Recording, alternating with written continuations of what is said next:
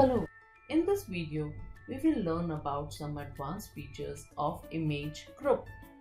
We already saw in the last video as to how in Paint, grabbing part or whole image is called selecting, and you will find the select tool in Home tab inside of image group. We have already used the rectangular and freeform selection. We will now see other selection options. First is select all. It is used when we want to select the entire image. When you click on select all, the whole picture is surrounded by dotted lines. You can now copy and paste that picture to a new place on the drawing area. Next is invert selection. It is used when you find it hard to select the area you want. You select the one which you don't want and click invert selection. That is, it is used to select everything in the picture except for the currently selected area.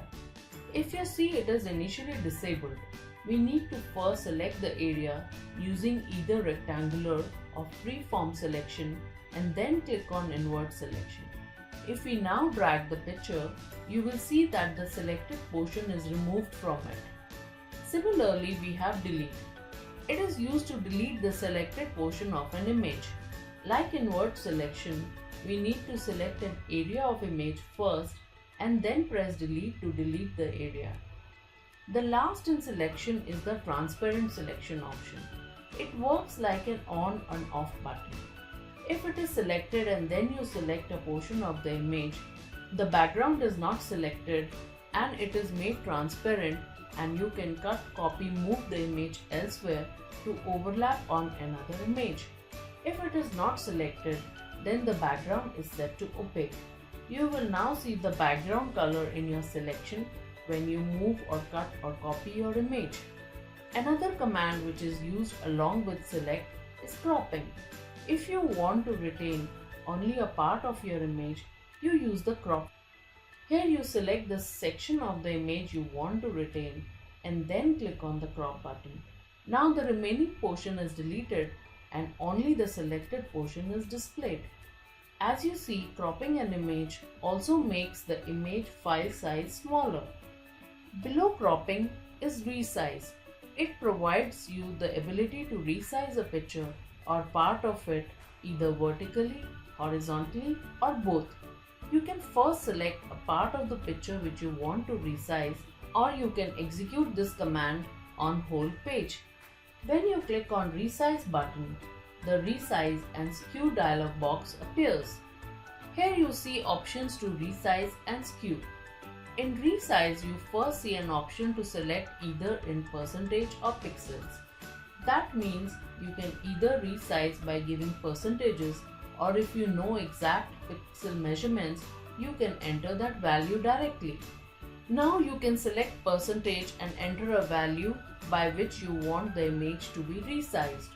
Note that if maintain aspect ratio is clicked, you need to enter only one of the values, either horizontal or vertical, and other is automatically calculated. If you do not want the aspect ratio to be maintained, you uncheck that box and enter both the values. If you select pixels, it will show you the image size in pixels. You can change the values directly and then press OK. You will see that your image is resized. Another alternate way to resize the image is by using the small squares which appear on the dotted line when you select the picture. Let's select part of the picture. You will see that there are small boxes on the side of the dotted line. You can click on any of them and then drag and drop to resize the selection. Now let's look at Skew option. Skew makes the image or part of the image look slanted by changing the angle in vertical or horizontal direction. For this, you select a section of the image and then enter any angle between 0 to 89 degrees for horizontal or vertical and press OK. You will see your selection appears slanting. Below Resize is the Rotate option. It has a sub-menu which has options to flip or rotate the image. Once you select the image or part of it and press Rotate button, you can choose either of the options to rotate right 90 degrees, left 90 degrees or rotate 180 degrees. Similarly, you can choose the option to flip vertically. It will essentially apply a mirror effect. If you choose flip horizontal, the image will look exactly as if you were looking at it in a mirror.